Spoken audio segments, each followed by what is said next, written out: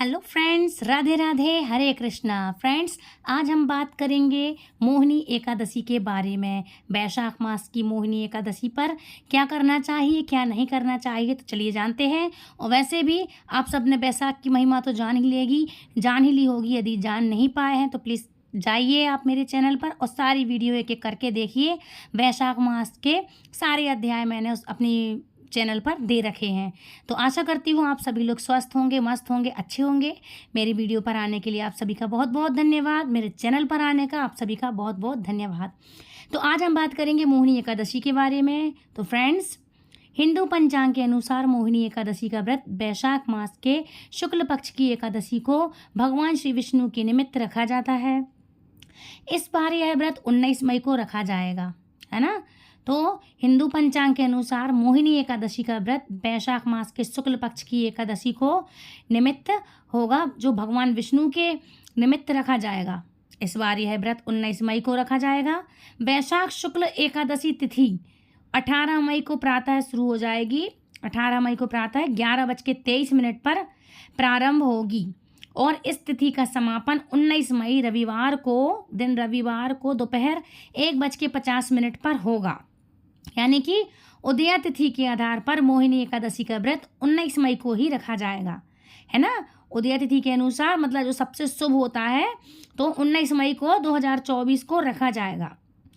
एकादशी सब पापों को हरने वाली उत्तम तिथि है। इस दिन जगत के पालनहार श्री हरि विष्णु की उपासना करनी चाहिए।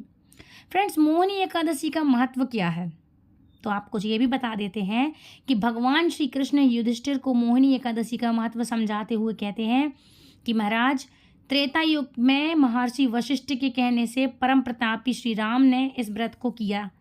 यह व्रत सब प्रकार के दुखों का निवारण करने वाला है, सब पापों को हरने वाला है। व्रतों में उत्तम व्रत है यह। इस दिन इस व्रत के प्रभाव से मनुष्य मोहजाल तथा पातक समूह से छुटकारा पाकर विष्णु लोक को जाते हैं। मोहिनी एकादशी के व्रत के प्रभाव से शत्रुओं से छुटकारा मिलता है। इस दिन भगवान विष्णु के अवतार प्रभु श्री राम एवं विष्णु जी के मोहिनी स्वरूप की पूजा अर्चन की थी। जो भगवान राम हैं, उन्होंने भी मोहिनी एकादशी का व्रत किया था और भगवान विष्णु जी का पूजन अर्चन करी थी भगवान श्री राम ने भी। मोहिनी एकादशी की पूजा विधि क्या है, तो फ्रेंड्स ये भी जान लेते हैं। तो मोहिनी एकादशी के दिन आप सुबह जल्दी उठकर स्नान ध्यान अपना करके सूर्यदेव को जल अर्पित करेंगे। जल अर्पित करते समय भगवान सूर्यदेव को कौन से मंत्र का जाप कर सकते हैं? ओम सूर्यदेवाय नमः, ओम खगाय नमः, ओम आदित्याय नमः। इस तरह से आप मंत्र जाप करके सूर्यदेव को अर्घ्य देंगे। ध्यान रखें, अर्घ्य सिर्फ तांबे के लोटे से ही भगवान को देना चाहिए, है ना। ये करने के बाद भगवान श्री मोहिनी स्वरूप को मन में ध्यान करते हुए आप अपने घर पूरे दिन मन में अपने भगवान का कोई भी मूल मंत्र आप जाप कर सकते हैं, जो भी आपका इष्ट का मंत्र हो। घर की बढ़िया साफ सफाई कर दें। हल्दी का आप छिड़काव कर सकते हैं मेन गेट के बाहर, अपने द्वार पे, मुख्य द्वार पर साफ़ सुथरा करके आप हल्दी के पानी से आप छींटे लगा सकते हैं ताकि पूरा घर शुद्ध हो जाए। इसके बाद मंदिर की साफ़ सफाई कर लें। साफ़ सफाई करने के बाद यदि भगवान का चित्रपट रखा हो तो उसके लिए आप पूजा करें, नहीं तो भगवान लड्डू गोपाल या विग्रह राधा रानी के साथ युगल सरकार है तो उनका आप बढ़िया सब चीज़ों से उनका अभिषेक करें। दूध, दही, शहद, इन सब चीज़ों से आप अभिषेक करके रोली मोली, पीले चंदन वस्त्र और अक्षत लेकिन इस दिन नहीं चढ़ाते हैं, लेकिन अक्षत आता है। अक्षत चढ़ाते नहीं हैं, लेकिन ये सब चीज़ों में आप जो पूजा की चीज़ें हैं, पीले चंदन, फूल, पीले पुष्प, ऋतु के अनुसार फल, मिष्ठान, जैसे आम है, पके हुए बढ़िया आम हैं, केले हैं, ये सब भगवान को मिष्ठान बहुत प्रिय है, तो ये सब भगवान विष्णु को आप अर्पित करें। फिर धूप दीप से श्रीहरि की आरती उतारें और मोहिनी एकादशी की कथा पढ़ें। और इस दिन ओम नमो भगवते वासुदेवाय का आप जाप कर सकते हैं और विष्णु सहस्त्र नाम का आप पाठ करें। ये बहुत फलदायी माना जाता है। इस दिन भक्तों को परनिंदा, छल, कपट, लालच, द्वेष की भावनाओं से भी दूर रहना चाहिए। किसी की चुगली उगली में नहीं रहना चाहिए। किसी की भी चुगली ना करें, बुराई ना करें, बच्चों को ना डांटें। अपने हिसाब से सब आप काम कर सकते हैं, है ना।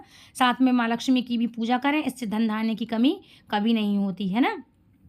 और भगवान का ध्यान करते रहें और महामंत्र करते रहें आप। महामंत्र भगवान का क्या है? हरे कृष्णा कृष्ण कृष्ण हरे हरे, हरे राम राम राम हरे हरे।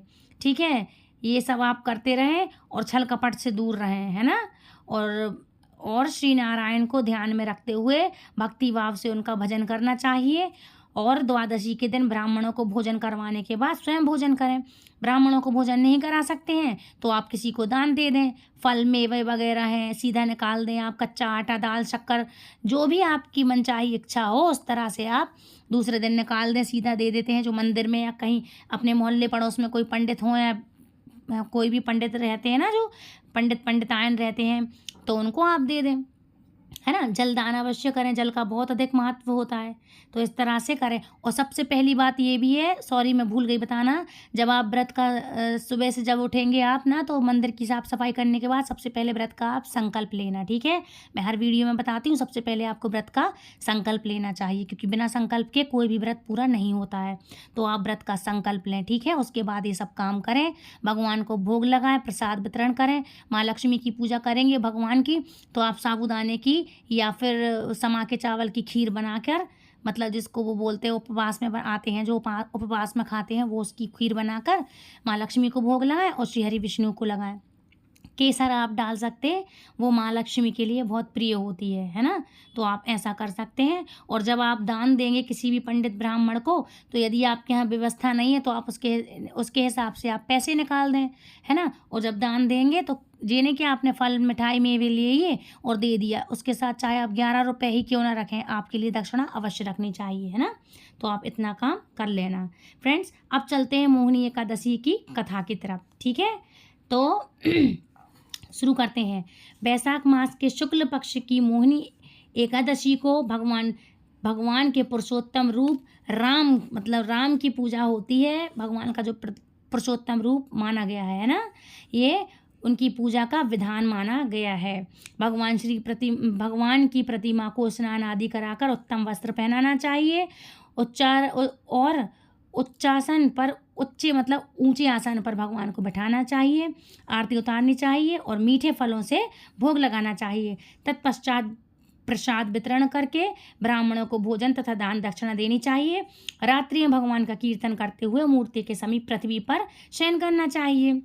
इस प्रकार के करने से निंदित कर्मों से पाप से छुटकारा मिल जाता है। तो अब शुरू हो रही इसकी कथा, तो बड़े ध्यान से सुनना, मैं आराम से सुनाऊंगी। ठीक है, राधे राधे। तो कथा शुरू करते हैं। बड़े मनोयोग पूर्वक सुन रहे थे युधिष्ठिर ये कथाएं। अब उन्होंने विनीत भाव से कहा, हे नटवर नागर, वैशाख मास के शुक्ल पक्ष की एकादशी के बारे में भी कथा सहित हम सबको बातें बतलाइए। मुझे उसी प्रकार बतलाइए जैसे आपने अब तक बतलाई हैं। भगवान कृष्ण ने कहा, हे कुंती पुत्र, जब सीता जी के वनवास के बाद रामचंद्र जी बहुत व्यथित थे, तब उन्होंने वशिष्ठ जी से पूछा था कि गुरुदेव, मुझे कोई ऐसा व्रत बतलाइए जिससे समस्त दुखों, संतापों और पापों का क्षय होकर मेरे हृदय को शांति मिले। उस समय वशिष्ठ जी ने जो उत्तर दिया वह मैं तुम्हें सुनाता हूँ। महर्षि वशिष्ठ जी ने कहा, हे राम, आपने कोई पाप नहीं किया। आपका कोई नाम लेने से ही, आपका तो नाम लेने मात्र से ही मनुष्य के सभी रोग शोक मिट जाते हैं। यह प्रश्न आपने लोकहित की भावना से किया है, अतः मैं आपको बतलाता हूँ कि मानसिक शांति की प्राप्ति और संताप तथा पाप मिटाने का अमोघ अस्त्र है मोहिनी एकादशी का व्रत। वैशाख मास के शुक्ल पक्ष की एकादशी को मोहिनी एकादशी कहा जाता है। इसलिए इसका व्रत करने से मनुष्य के पाप तथा दुख दूर होकर वह मोह जाल से मुक्त हो जाता है। अतः दुखी मनुष्यों को यह व्रत अवश्य करना चाहिए। मैं इसकी कथा कहता हूँ, आप ध्यानपूर्वक सुनिए। सरस्वती नदी के किनारे बसी सुंदर और संपन्न नगरी भद्रावती में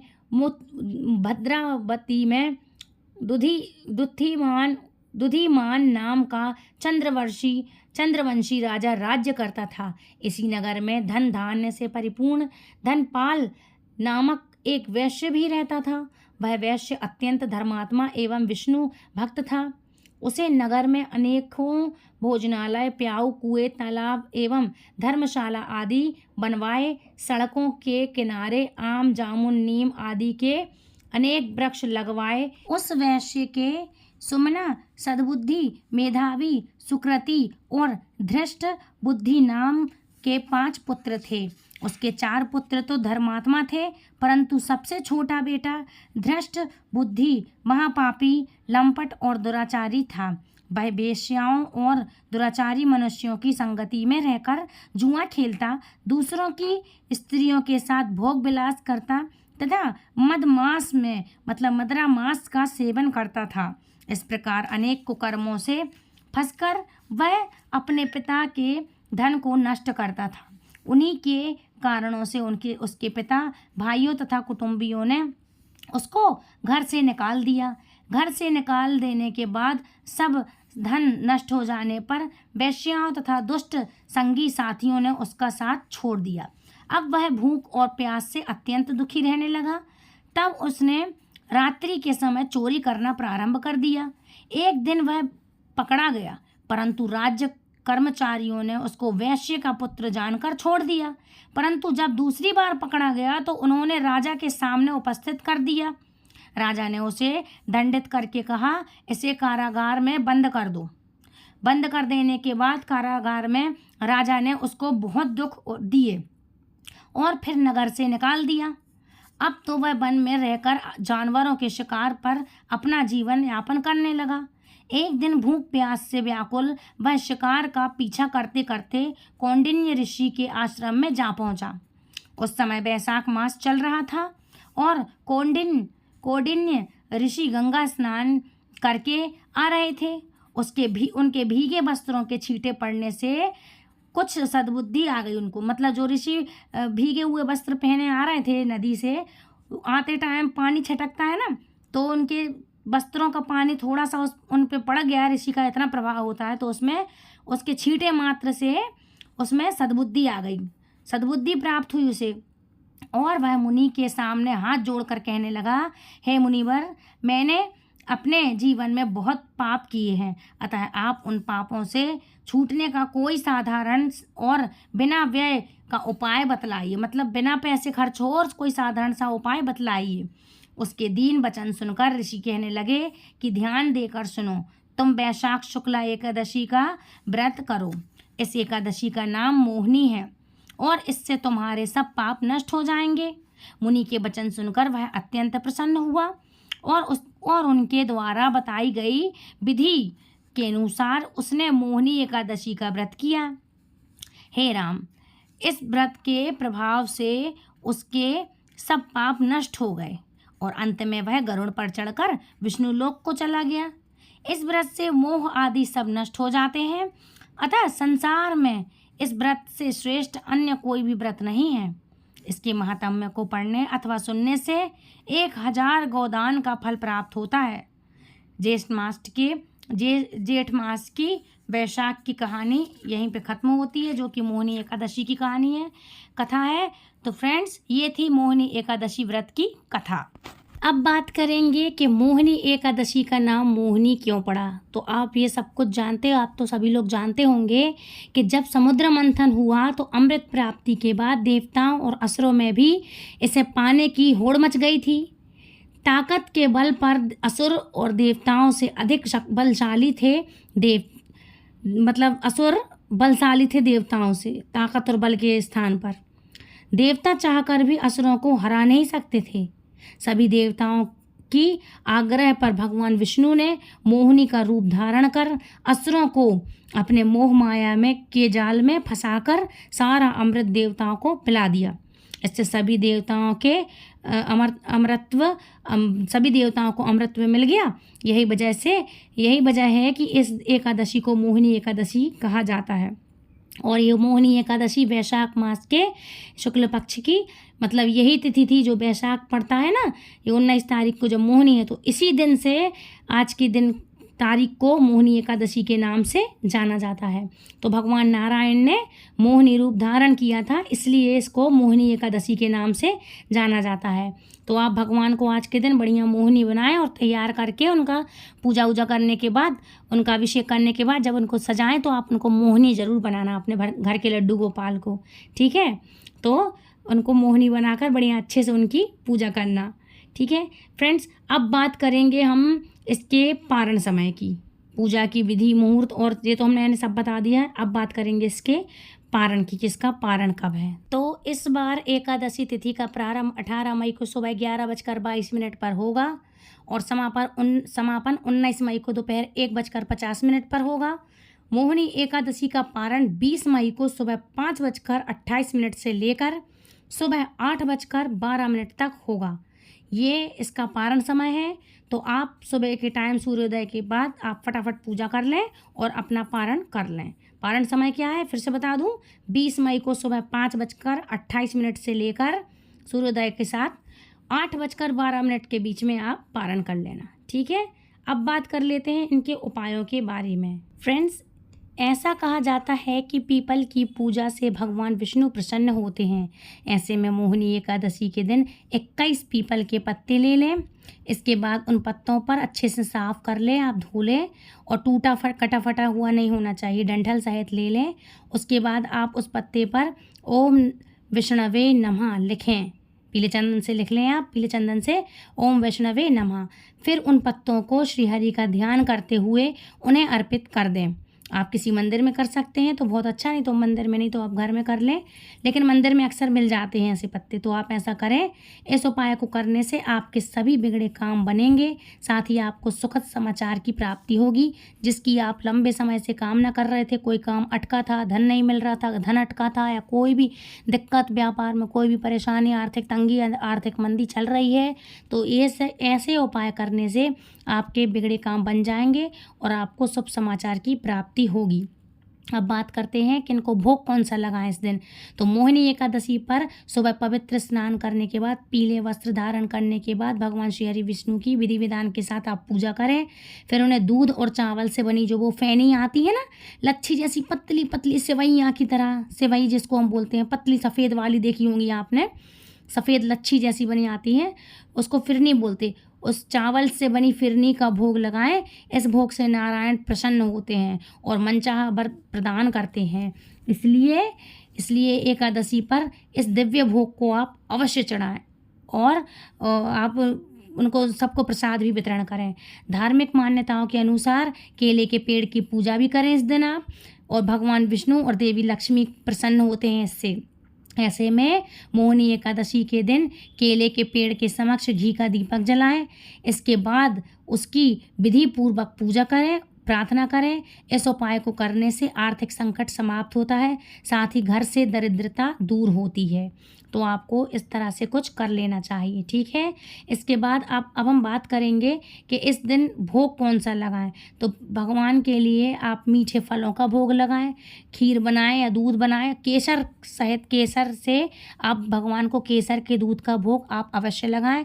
ऋतु फल जैसे केला है, जो ठंडी चीज़ें हैं, इन सब चीज़ों का आप भोग लगाएं। केला है, आम है ना, तरबूज है, खरबूज है, इन सब चीज़ों का आप भोग अवश्य लगाएं। और इस दिन छाता है, जूते, चप्पल, छाता, पानी, अन्न, ये सब चीज़ों का दान करें। ये दान करने से महापुण्य की प्राप्ति होती है और वैशाख के महीने में ये सब हम दान तो करते ही हैं, इसलिए ये सब हमें दान अवश्य करना चाहिए। इसका विशेष महत्व होता है वैशाख में। किसी को चप्पल जूते नहीं हैं तो वो दें, छाया प्रदान करें, प्याऊ लगवाएं, पानी दान करना ये कहलाता है ना। किसी के लिए भी कोई चीज़ की दिक्कत ज़रूरत हो तो उनका पूरा करें, अन्न दान करें। ये सब चीज़ें बहुत ही ज़रूरी मानी गई हैं। स्वर्ण दान के समान कहलाया गया है ये सब चीज़ें कि इस दिन ये दान करने से, है ना। तो आप इस दिन ये सब चीज़ें कर सकते हैं, ठीक है। तो फ्रेंड्स, ये थी आज की जानकारी। आई होप आपके लिए ये वीडियो पसंद आया होगा। यदि वीडियो पसंद आया तो प्लीज़ लाइक, शेयर, कमेंट करना, चैनल सब्सक्राइब करना, बेल आइकन को ऑल पे प्रेस करना, दूसरों तक ये जानकारी ज़रूर भेजना ताकि आने वाले नोटिफिकेशन सबसे पहले आप तक पहुँचे, ठीक है। और मेरे चैनल को सब्सक्राइब करो, दूसरों तक शेयर करो, वीडियो को लाइक करो ताकि आने वाली नोटिफिकेशन आप तक पहुंच जाए। और मिलती हूँ ऐसे इंटरेस्टिंग जानकारी के साथ नेक्स्ट वीडियो में। तब तक के लिए फ्रेंड्स राधे राधे, हरे कृष्णा, हरि बोल।